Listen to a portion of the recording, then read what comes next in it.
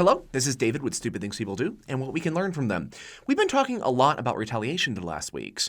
We've used scenarios both real and make-believe to provide examples of why reporting is a good thing and the importance of building trust and protecting confidentiality. Today we're going to ask a difficult question. What happens when the person making the report is the one guilty of misconduct?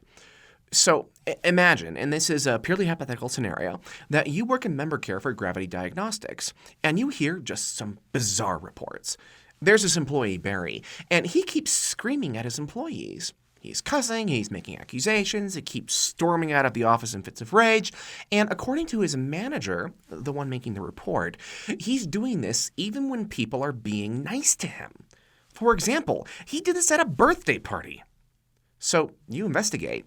Now, if you remember the original Stupid Things episode where we talked about this, you won't be surprised by what the investigation finds. But for those who missed that episode, what actually happened was Barry has an anxiety disorder, and his boss has been surprising him at the office. Literally, his boss threw him a surprise birthday party, and that caused a panic attack, and Barry left. Later on, the manager confronted Barry and accused him of being a little girl and a thief of joy. Barry had yet another panic attack, and then he left. In our hypothetical, the manager, on no uncertain terms, wants Barry fired. As far as the manager is concerned, Barry is toxic, violent, and a bad fit with the team. The manager, plain and simply, cannot work with someone like that, and he's threatening to get the legal team involved. But there's a problem. Barry has a legitimate complaint under ADA, and the manager has committed acts of discrimination under ADA.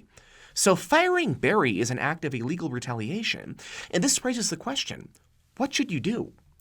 Well, first, let's address the threats of getting attorneys involved. And people tend to only turn to scorched earth approaches when they are well and truly frustrated. In our fictional example, we've represented that frustration by crashing satellites into kibble factories.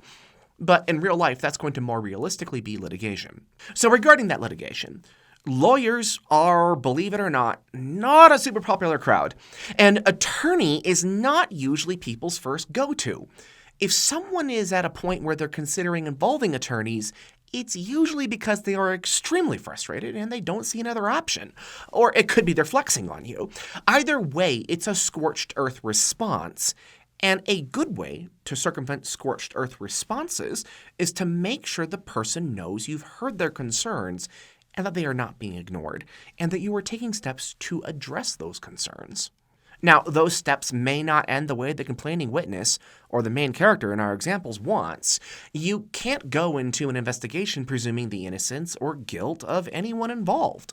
So returning to our example, our investigation showed that the manager, not Barry, was the one causing problems. And there's a few possibilities here.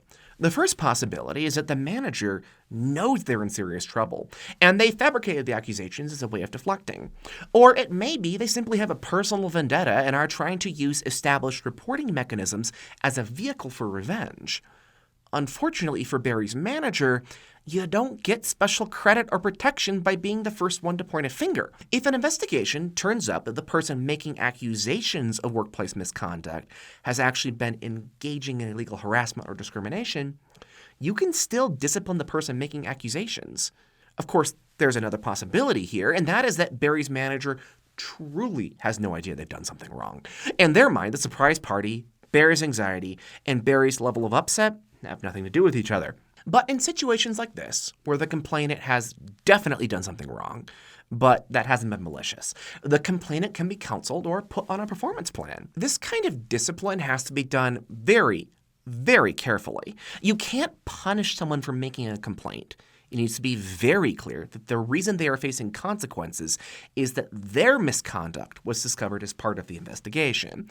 And ironically, while the manager in our hypothetical situation was threatened to talk to the legal team, in this kind of situation, you probably really do need to get legal counsel involved to figure out how to respond.